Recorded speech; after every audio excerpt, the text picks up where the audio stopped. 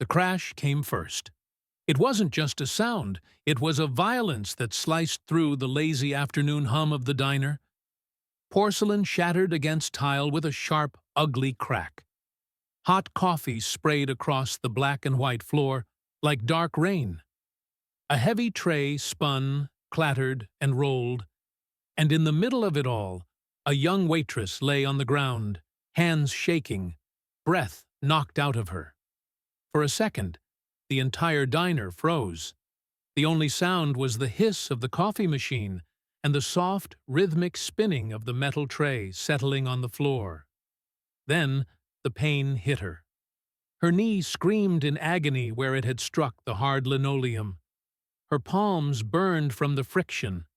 Hot liquid soaked through her thin apron, scalding her skin. Her eyes stung, not just from the shock, but from the sudden, crushing humiliation of knowing that every single pair of eyes in the room was staring right at her. And then came the part that hurt more than the bruise on her knee. Laughter. It wasn't a nervous laugh. It wasn't a, "Whoops, are you okay?" kind of chuckle. It was a cruel, clear, arrogant laugh. The kind that says, "You are beneath me." It came from the man in the uniform, a police officer with broad shoulders, clean boots, and a badge shining under the fluorescent lights. He leaned back in his booth, grinning as if he'd just watched the best joke of the day. "Guess somebody forgot how to walk," he said, loud enough for the whole place to hear. "Clean that up, sweetheart, and try not to make a bigger mess this time." Forks paused midway to mouths. Conversations died mid-sentence. People glanced up, then down again. They suddenly very interested in their plates. Fear does that to people. It makes them look away. No one said a word. No one stood up. No one, except the quiet man sitting directly behind the officer. A man who looked like he was carved out of granite and dressed in leather that had seen more miles than this cop had seen hot dinners. He didn't yell. He didn't throw a punch. He just set his fork down. And what happened next would change that little Texas town in a way no arrest report ever could.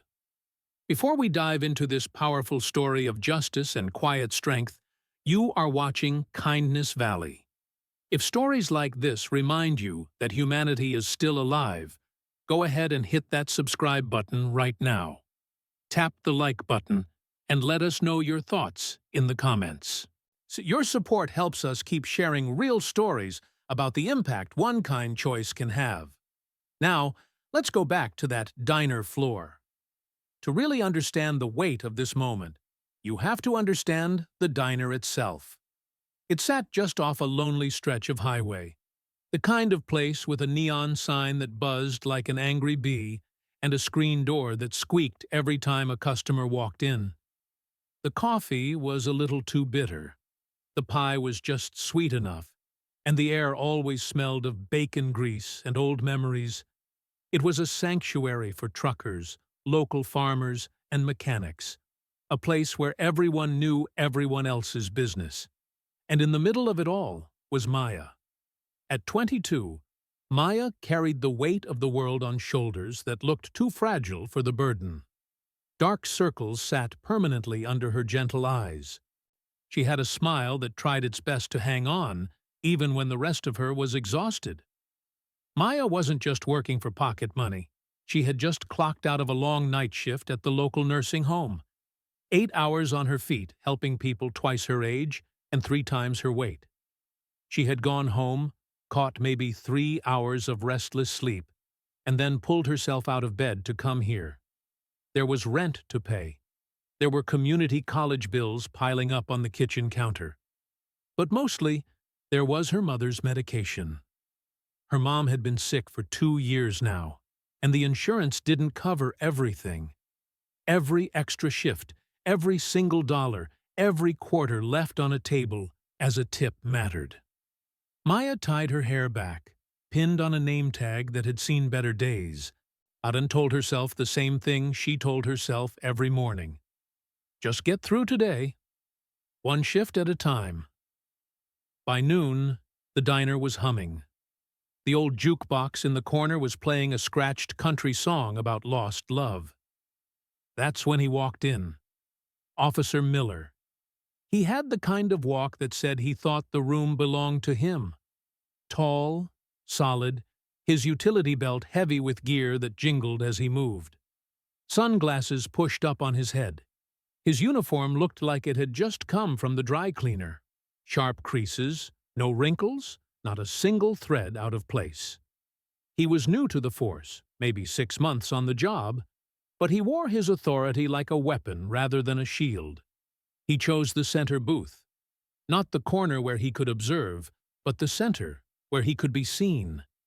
He stretched his legs out into the aisle, his heavy black combat boots creating an obstacle for anyone passing by. Maya did what she always did.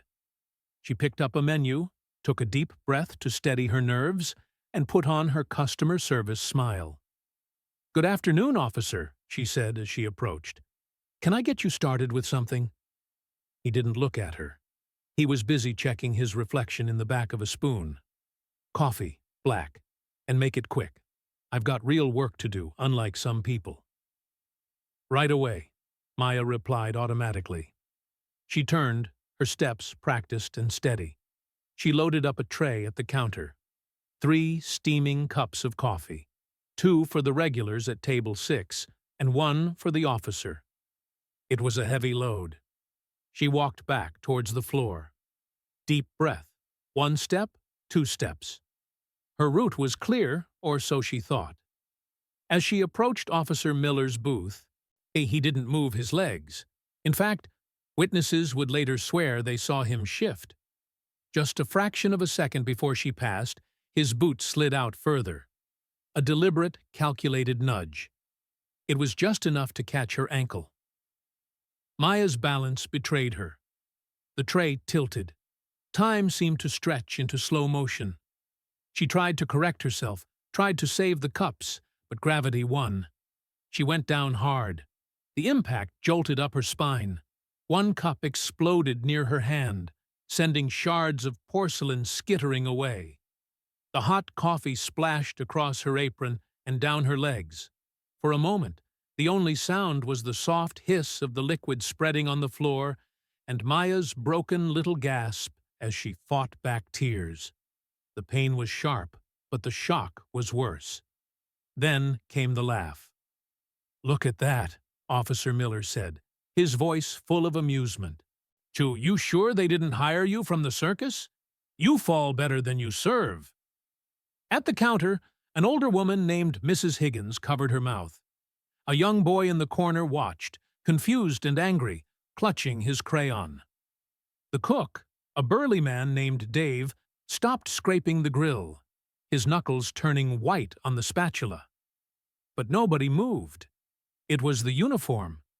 In a small town, you don't mess with the police, especially not the ones who look like they're itching for a fight. Maya's face burned brighter than the coffee on her skin. Her knee throbbed. Her hands shook as she scrambled to sit up, her first instinct being to clean the mess rather than check her injuries. I'm so sorry," she whispered, her voice cracking. "I'm sorry, sir." She was apologizing. She was apologizing to the man who had tripped her. Oh, the officer leaned back, spreading his arms along the back of the booth, owning the space. "Next time, watch where you're going," he said, a smirk curling his lip. "And bring me another coffee, since you decided to wear that one." That was the moment the atmosphere in the room shifted. It wasn't the air conditioning. It was a drop in temperature caused by the man sitting in the booth directly behind Officer Miller. He had been eating a steak, quiet, unassuming. He was huge, broad-chested, with arms that looked like they could lift a truck. He wore a faded black t-shirt, jeans that were stained with road dust, and a leather vest. On the back of the vest, visible to everyone except the cop, was a patch, a skull wearing a halo, and the words, "Iron Saints MC." This was Jack. To the locals, he was a mystery. To the highway, he was a legend. And Jack didn't look at the angry cop first. He wiped his mouth with a napkin, stood up slowly, and the leather of his vest creaked, a sound that seemed louder than it should have been. He walked right past the officer and knelt down beside Maya. "Hey," he said gently. His voice was deep, like gravel rolling in a drum, but soft. "Don't touch the glass, darlin'. Stay still. No cameras, no crowd performance, just a man speaking to another human being like she mattered." Maya looked up, her eyes swimming with unshed tears. She saw a gray beard, a weathered face, and eyes that were surprisingly kind. I have to clean it," she stammered. "No, you don't," Jack said firmly. He reached out a massive hand. "Let's get you off the floor first." He helped her up with an ease that suggested she weighed nothing. He guided her to a nearby chair and sat her down. "Dave," Jack called out to the cook without turning his head, "get some ice for her knee, and a wet towel."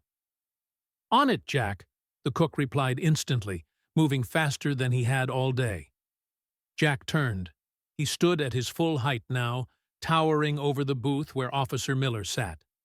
The officer looked up, annoyed that his entertainment had been interrupted. He took in Jack's appearance, the tattoos, the leather, the road-worn boots.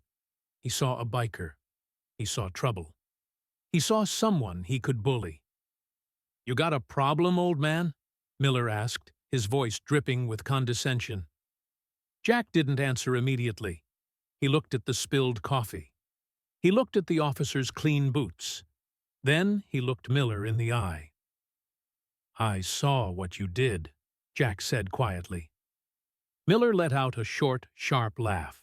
"Oh, she tripped. She's clumsy. Now, unless you want a ticket for disturbing the peace, I suggest you get back to your table and finish your grease burger." Jack didn't budge. He stood solid, grounded like an oak tree in a storm. "Accidents happen," Jack said, his voice even but carrying a weight that made the silverware rattle. "But accidents don't move their foot into a girl's path, and accidents don't sit back and laugh when a working woman is hurt." The diner went deathly silent. You could hear a pin drop. Miller's face went red. He wasn't used to being challenged. "You calling me a liar?" he snapped, sliding out of the booth and standing up. He tried to puff out his chest to match Jack's size, but he fell short. He rested his hand on his belt, dangerously close to his taser. "I'm the law here. You better watch your mouth." "A biker." Jack looked at the hand on the belt. He didn't flinch. "I respect the law," Jack said. "My father was the law. My brother is the law. But the law is supposed to protect people. What you just doing? That ain't the law. That's bullying. Pure and simple." "I could arrest you right now," Miller spat, stepping closer, trying to intimidate the older man. "Obstruction of justice. Threatening an officer." "For what?" Jack asked calmly. "Helping a lady up. Telling the truth." "For being a nuisance," Miller sneered. "I know your type. Gang trash. Riding around making noise, thinking you own the road. You think because you wear that leather vest people are scared of you? I'm not scared of you." Jack smiled. It wasn't a happy smile. It was a sad, knowing smile. "I don't want you to be scared, son. I want you to be better." "Don't call me son," Miller yelled. He grabbed his handcuffs. "Turn around. You're done." The crowd gasped. Mrs. Higgins stood up. "Officer, no! He didn't do anything." "Sit down!" Miller barked at the old woman. He turned back to Jack. "Hands behind your back." Jack didn't resist. He slowly turned around. He let Miller grab his wrists. He let the cold metal click onto one wrist. But just as Miller was reaching for the other arm, the front door of the diner opened again. The bells chimed cheerfully, a stark contrast to the tension in the room. Two more uniformed men walked in. state troopers, and walking between them was a man in a suit, the sheriff of the county. He had stopped in for a meeting with the diner owner, but he stopped dead in his tracks when he saw the scene. "Oh, Officer Miller!" The sheriff's voice boomed across the room. Miller froze. He looked up, his eyes wide. "Sheriff, glad you're here. I've got a situation. This biker gang member was threatening me. I'm taking him in." The sheriff looked at Jack, who was standing calmly with one handcuff dangling from his wrist. Then he looked at Miller. The sheriff's face didn't show pride. It showed fury. "Unlock him," the sheriff said. His voice was low and dangerous. Miller blinked, confused. "Sir? But he—" "I said unlock him," the sheriff repeated, stepping forward. "Do you have any idea who you are handcuffing?" He's a biker," Miller stammered. "Iron Saints. They're a gang." "The Iron Saints," the sheriff said, walking right up to Miller's face, "are a motorcycle club. And that man? That is Jack Reynolds. See, he's a retired master sergeant in the Marine Corps. He's also the man who organized the toy drive last Christmas that ensured 300 kids in this county got presents, including, if I recall correctly, your own nephew." Miller's face drained of color. He looked at Jack. Jack just looked back, his expression unreadable. "And," the sheriff continued, looking around the room, "I've been standing outside for 2 minutes talking to Mrs. Higgins's husband. I heard about the trip. I heard about the laugh." The sheriff turned to the diner. "Did anyone else see this officer trip the waitress?" For a second, hesitation hung in the air. Then, Dave the cook slammed his spatula down. "I saw it!" he boomed. "I saw it too," the trucker at the counter said. "He stuck his foot out on purpose," Mrs. Higgins added, her voice trembling but brave. "And he laughed at poor Maya." The sheriff turned back to Miller. The young officer looked like he wanted to disappear into the floor tiles. "Give me the keys," the sheriff demanded. Miller handed them over with shaking hands. The sheriff unlocked the cuff from Jack's wrist. "Jack, I apologize. This does not represent my department." Jack rubbed his wrist. He looked at the sheriff and nodded. "I know, Bob. You got good men. Just got one that needs to learn what the badge actually weighs." The sheriff turned to Miller. "Outside. Now. You're suspended effective immediately. Surrender your badge and your peace. We're going to have a long talk about your future, assuming you still have one." Miller walked out of that diner, his head hanging low. The silence he left behind wasn't fearful anymore. It was the silence of relief. The sheriff turned to Maya, who was still sitting in the chair, holding ice to her knee. "Miss, we will cover your medical bills, and I will personally ensure you are compensated for this day." Maya nodded, wiping her eyes. "Thank you, Sheriff." But the story didn't end there. The sheriff left to deal with his deputy, and the diner slowly returned to life. Jack sat back down in his booth. His steak was cold, but he didn't complain. Maya, limping slightly, walked over to his table with a fresh pot of coffee and a large slice of cherry pie. "I can't pay you back for standing up for me," she said softly, "but this is on the house." Jack looked up at her. "How's the knee?" "It hurts," she admitted, "but I'll be okay." "You're tough," Jack said. "Tougher than him." He drank his coffee, ate his pie, and chatted with the regulars who came over to shake his hand. When he finally stood to leave, the lunch rush was over. Maya went to clear his table. She picked up the empty plate and saw the receipt. He had paid for his meal.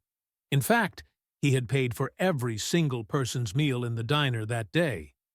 But under the receipt was a stack of bills, $500 in cash. And on a paper napkin, written in neat block letters, was a note. "Real power isn't in your fists or your title. It's in how you treat people when you think no one is watching." Use this for the school books. The world needs nurses who know what it feels like to hurt, because they know how to heal better than anyone else. Jack. Maya stood there in the middle of the diner, clutching that napkin, and she wept. Not from pain, and not from shame, but from gratitude. But that money was enough to cover her mom's meds for the month and get her books for the next semester. Years later, that crumpled napkin would still be framed on her desk. Maya did become a nurse. She graduated at the top of her class, and she became known as the nurse who would never ever walk past a patient in pain, no matter how busy she was. She treated the homeless addicts with the same respect she treated the hospital donors. As for Officer Miller, he didn't lose his badge that day, but he was put on desk duty for a year. He had to undergo mandatory retraining and community service. And guess who supervised his community service? The Iron Saints. He spent every weekend for 6 months washing bikes and serving food at the homeless shelter alongside Jack. He learned humility the hard way. And the town? And they never looked at the bikers the same way again. Whenever the roar of engines came down the highway, people didn't lock their doors. They waved. Because they knew that sometimes the knights in shining armor don't ride white horses. They ride Harleys, and they wear black leather vests. It just goes to show that kindness doesn't always come with a fanfare. It doesn't always look polite. Sometimes kindness looks like a scary man standing up to a bully. Sometimes it looks like a hand reaching down to pull you up when you've fallen. So, the next time you see someone fall, whether it's literally on a diner floor or figuratively in life, don't be the one who laughs. Don't be the one who looks away. Be the one who stands up. Be the one who says, "Not on my watch. Thank you for spending time with us here in Kindness Valley. But we hope this story touched your heart. If it did, please don't leave without hitting that like button. It really helps the channel grow and reach more people. Make sure you are subscribed so you never miss a story of hope and courage. And we want to know, have you ever seen a stranger step in to help when everyone else was afraid? Tell us your story in the comments below. We read every single one. Until next time, remember, strong people don't put others down. They lift them up. Stay kind, and we'll see you in the next video.